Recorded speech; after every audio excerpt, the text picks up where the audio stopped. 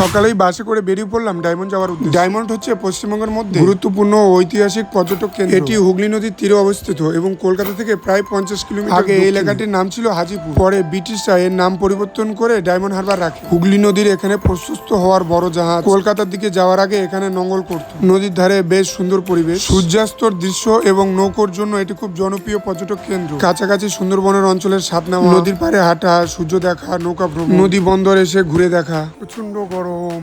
এখানে বহু পরিবার প্রজন্মের পর প্রজন্মে মাছ ধরার পেশার সাথে যুক্ত। ডায়মন্ড হারবার এলাকায় মৎস্যজীবীদের বিভিন্ন সমবায় সংস্থা রয়েছে যারা জেলেদের স্বার্থ এবং রক্ষা ও মাছ ধরার ব্যবসায় সহযোগিতা করে। ডায়মন্ড হারবারের নতুন জেটি দারুণ, কিন্তু ব্যাপক গরম।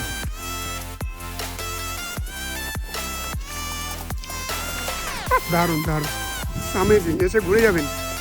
এই জেটিঘাটে কিছু লোকাল ছেলেরা বড়শি দিয়ে মাছ ধরার চেষ্টা করে। এই নতুন জেটিটি হলো মৎস্য দপ্তরের অফিসের একদম ঠিক পিছনে, আর এটি হচ্ছে মৎস্য দপ্তর অফিস। দেখা হবে পরবর্তী কোনো লং ভিডিও। ভালো লাগলে আমার ইউটিউব চ্যানেলটিকে সাবস্ক্রাইব করে রাখুন। বন্ধুরা, দেখা হবে পরবর্তী কোনো ভিডিওতে। ভালো লাগলে আমার ইউটিউব চ্যানেলটিকে সাবস্ক্রাইব করে রাখুন। Avi tour blogger.